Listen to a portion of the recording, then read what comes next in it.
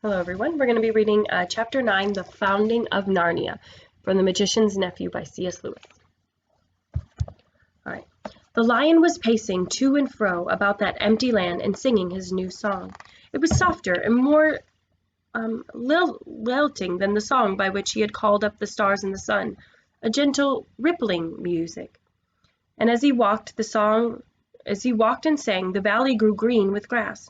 It spread out from the lion like a pool, and it ran up the sides of the little hills like a wave, and in a few minutes it was creeping up the lower slopes of the distant mountains, making that young world every moment softer.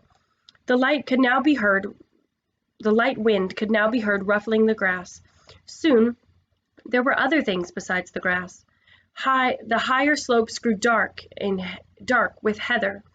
Patches of rougher and more bristling green appeared in the valley. Diggory did not know what they were until they began coming up quite close to him. It was a little spiky thing that grew out dozens of arms, and covered with these arms with green grew larger at the rate of about an inch every 2 seconds, and there were dozens of these things all around him now. And when they were nearly as tall as himself, he saw what they were. "Oh, trees!" he exclaimed. The nuisance of it, as Polly said afterward, was that you weren't left in peace to watch it all. Just as Diggory said trees, he had to jump because Uncle and Andrew had sidled up to him again and was just going to pick his pocket. It wouldn't have done Uncle Andrew much good if he had succeeded, for he was aiming at the right-hand pocket, because he still thought the greens were homeward rings. But of course Diggory didn't want to lose either. "Stop!" cried the witch. "Stand back. No, further back. If it goes within 10 paces of either of the children, I will knock out his brains." She was poising her hand with the iron bar that she had torn off the lamp post, ready to throw it. Somehow no one doubted that she would be a very good shot. "So," she said, "you would steal back to your world with the boy and leave me here?" Uncle Andrew's temper at last got the better of his fears. "Yes, ma'am, I would," he said. "Most undoubtedly I would. I should be perfectly in my rights. I have been most shamefully, most abominably treated. I have done my best to show you such civilities as were in my power. And what has been my reward? You have robbed, I repeated the word robbed, a highly respectable jeweler. You have insisted on my entertaining you to an exceedingly expensive, not to say ostentatious, lunch.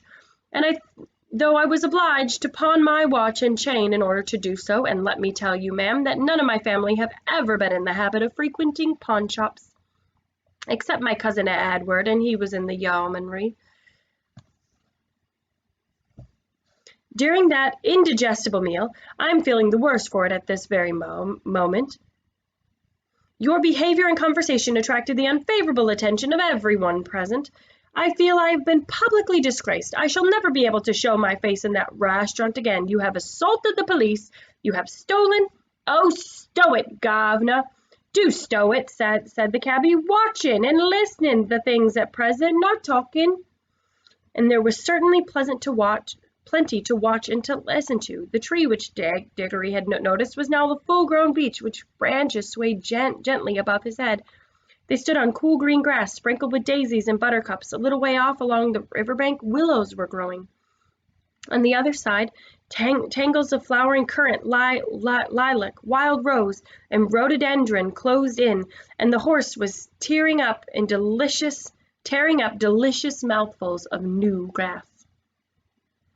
All this time, the lion's song and his stately prowl to and fro, back and forward was going on. What was rather alarming was that each turn he came a little nearer. Polly was finding the song more and more interesting, because she thought she was beginning to see the connection between the music and the things that were happening. When a line of dark firs sprang up on a ridge 100 yards away, she felt they were connected with a series of deep, prolonged notes, which the lion had sung a second before. And when he burst into a rapid series of lighter notes, she was not surprised to see primroses suddenly appearing in every direction. Thus, with an unspeakable thrill, she felt quite certain that all the things were coming, as she said, out of the lion's head. And when you listened to his song, you heard the things he was making, you looked around you and saw them. This was so exciting that she had no time to be afraid. But Diggory and the cabby could not help feeling a bit nervous as each turn of the lion's walk brought him nearer. As for Uncle Andrew, his teeth were chattering, but his knees were shaking so that he could not run away. Suddenly the witch stepped boldly out toward the lion. It was coming on, always singing. Excuse me. Here's the lion.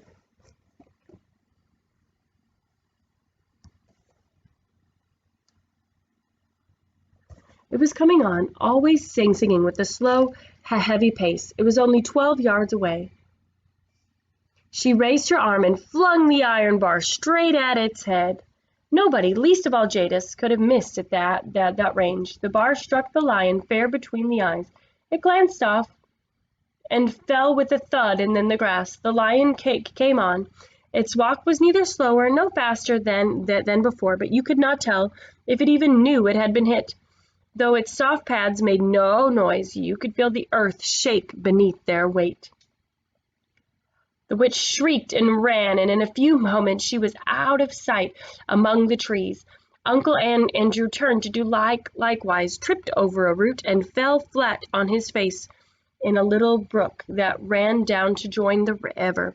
The children could not move. They were now quite sure, not even sure that they wanted to. The lion paid no attention to them. Its huge red mouth was open, but open in song, not in a snarl, and it passed by them so close that they could have touched his mane. They were terribly afraid it would turn and look at them, yet in some strange way they wished it would. For all the noise it took, they might just as well have been invisible and unsmellable. When it passed them and gone a few paces further, it turned, passed them again, and continued its march eastward. Uncle Andrew, coughing and spluttering, picked himself up. "Now, Diggory," he said, "we've got rid of that woman, and the brute of a lion is gone. Now give me your hand and put on your ring at once." "Keep off," said Diggory, backing away from him. Keep off. Keep clear of him, Polly. Come over here beside me. Now I warn you, Uncle Andrew, don't come one step nearer or we'll just vanish." "Do what you're told this minute, sir," said Uncle Andrew. "You're an extremely disobedient, ill-behaved little boy." "No fear," said Diggory. "We want to stay and see what happens. I thought you wanted to know about other worlds. Don't you like it now you're here?" "Like it?" exclaimed Uncle Andrew. "Just look at the state I'm in. And it was my best coat and waistcoat, too." He certainly was a dreadful sight by now, for of course the more dressed you were to begin with, the worse you'd look after you've crawled out of a smashed hansom cab and fallen into a muddy brook. "I'm not saying," he added, "that this is not a most interesting place. If I were a younger man now, perhaps I could get some lively young fellow to come here first, one of those big game hunters. Something might be made of this country. The climate is delightful. I have never felt such air. I believe it would have done me good if circumstances had been more favorable, and if only we'd had a gun." "Guns be blowed," said the cabby. I'll go see if I can give Strawberry a rub down. The horse has more sense than some humans as I could mention." He walked back to Strawberry and began making a hissing noise that grooms make. "Shh. Do you still think that lion could be killed by a gun?" asked Diggory. "He didn't mind that iron bar too much." "With all her faults," said Uncle Andrew, "that's a plucky gal, my boy. It was a spirited thing to do." He rubbed his hands and cracked his knuckles, as if he were once more forgetting how the witch frightened him whenever she was really there. "It was a wicked thing to do," said Polly. "What harm had he done to her?" "Hello, what's that?" said Diggory, and he darted forward to examine something only a few yards away. "I say, Polly, do come and look." Uncle Andrew came with her, not because he wanted to see, but because he wanted to keep close to the children, and there might be a chance of stealing their rings. But when he saw what Diggory was looking at, he began to take an interest. It was a perfect little model of a lamp-post, about 3 feet high, but lengthening and thickening in proportion, and as they watched it, in fact, just as the trees had grown, "It's alive, too! I mean, it's lit!" said Diggory, and so it was, though of course the brightness of the sun made the little flame in the lantern hard to see unless a shadow fell on it. Remarkable, most remarkable, muttered Uncle Andrew. Even I never dreamed of magic like this. We're in a world where everything, even a lamppost, comes to life and grows. Now I wonder what sort of seed a lamppost grows from. Don't you see, said Diggory. This is where the bar fell. The bar she tore off from the lamppost at home. It sank into the ground, and now it's coming up as a young lamppost. But not so very young now, as it was as tall as Diggory while he said this. That's it! Stupendous! Stupendous! Said Uncle Andrew, rubbing his hands together harder than ever. Ho, ho! They laughed at my magic. That fool of a sister of mine thinks I'm a lunatic. I wonder what they'll say now. I have discovered a world where everything is bursting with life and growth. Columbus now. They talk about Columbus, but what was America compared to this? The commercial possibilities of this country are unbounded. Bring a few old bits of scrap iron here, burying them, and you come back as a brand new railway and engines, battleships, anything you please. They'll cost nothing, and I could sell them at full prices in England. I shall be a millionaire. Oh, and then the climate. I feel years younger already. I can run it as a health resort. A good sanitarium here might be worth $20,000 a year. Oh, of course I shall have to let a few people into the secret. The first thing is to get that brute shot. You're just like the witch, said Polly. All you think about is killing things. And then, as one regards oneself, Uncle Andrew continued in a happy dream, there's no knowing how long I might live if I settled here. And there's a big consideration when a fellow has turned 60. I shouldn't be surprised if I grew a day older in this country. Stupendous, the land of youth. Oh, cried Diggory, the land of youth. Do you think this really is it? For of course he remembered what Aunt Letty had said to the lady who brought the grapes, and the sweet hope rushed back upon him. Uncle Andrew, he said, do you think there's anything here that would cure Mother? What are you talking about? Said Uncle Andrew. This isn't a chemist's shop, but as I was saying, you don't care twopence about her, said Diggory savagely. I thought you might. After all, she is your sister as well as my mother. Well, no matter. I'm jolly well going to ask the lion himself if he can help me. And he turned and walked briskly away. Polly waited for a moment and then went after him. Here, stop, come back. The boy's gone mad, said Uncle Andrew. He followed the children at a cautious distance behind, for he didn't want to get too far away from the green rings or too near the lion. In a few minutes, Diggory came to the edge of the wood, and there he stopped. The lion was singing still. But now the song had once more changed. It was more like what we should call a tune, but it was far wilder. And it made you want to run and jump and climb, and it made you want to shout. It made you want to rush at other people and either hug or fight them. It made Diggory hot and red in the face. It had some effect on Uncle Andrew, for Diggory could hear him saying, "A spirited gal, sir. It's a pity about her temper, but a mighty fine woman all the same. A mighty fine woman." But what the song did to the two humans was nothing compared to what it was doing to the country. Can you imagine a stretch of grassy land bubbling, some pictures. I can't get super close, but bubbling like water in a pot? For that is really the best description of what was happening. In all directions it was swelling into humps, and there were very different sizes, some no bigger than molehills, some as big as wheelbarrows, and two the size of cottages. And the humps moved and swelled till they burst, and the crumpled earth poured out of them, and from each hump there came out an animal. The moles came out just as you might see a mole come out in England. The dogs came out barking the moments their heads were free, and struggling as you see them do when they're getting through a narrow hole in a hedge.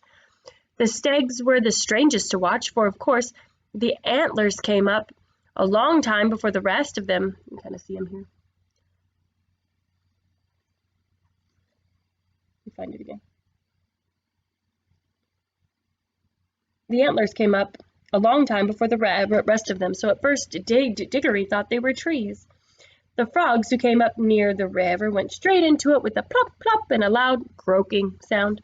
The panthers, lappers, and things of that sort sat down at once to wash the loose earth off their hind quarters.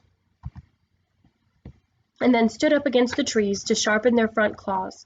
Showers of birds came out of the trees. Butterflies fluttered. Bees got to work on the flowers as if they hadn't a second to lose.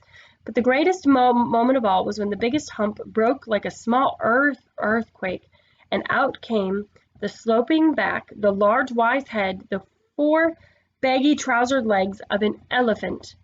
And now, if you could hardly hear the song of the lion. There was so much cawing and cooing and crowing and braying and neighing and baying and barking and lowing and bleating and trumpeting.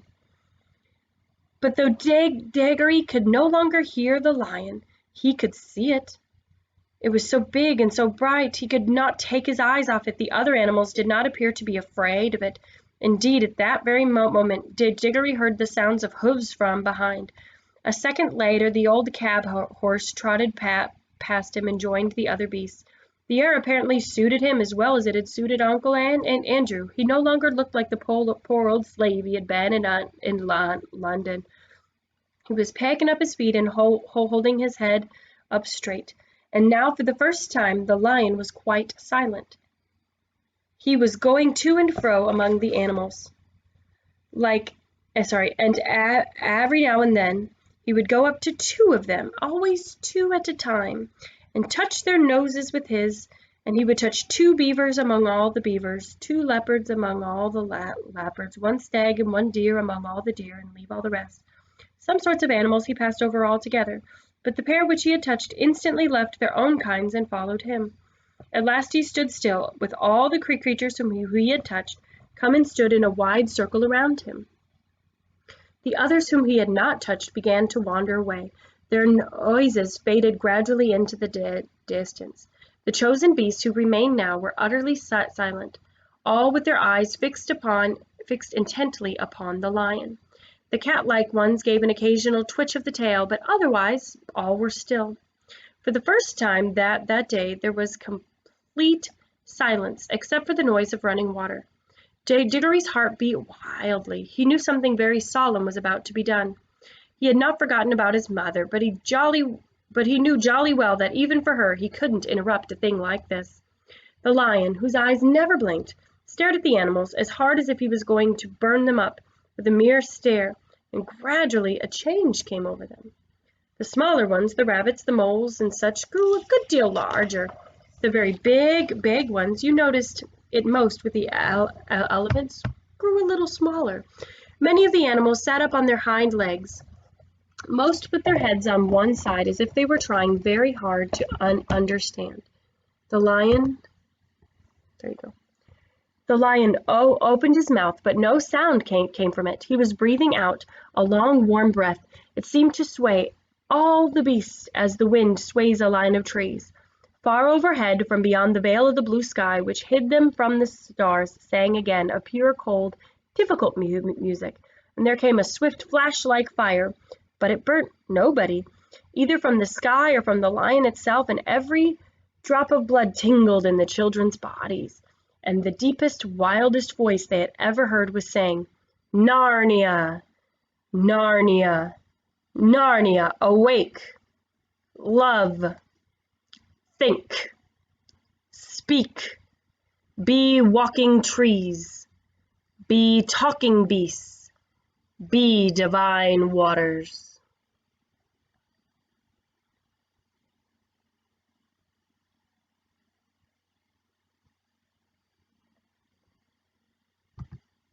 That is the end of chapter 9.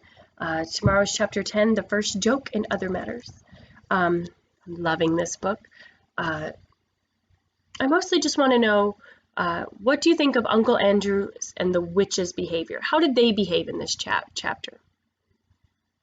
How is the cabman behaving in this chapter? What is he doing? Which do you think is acting more like an adult should act? And what happened at the very end of the chapter? What is happening with two of each kind of animal? Tell me about that. I love that chapter so much. Also, does it, if you can, please tell me, does it remind you of any other story you've heard anywhere else? A similar story. I would love to hear about that. All right. I can't wait to read the next chapter with you. Thank you.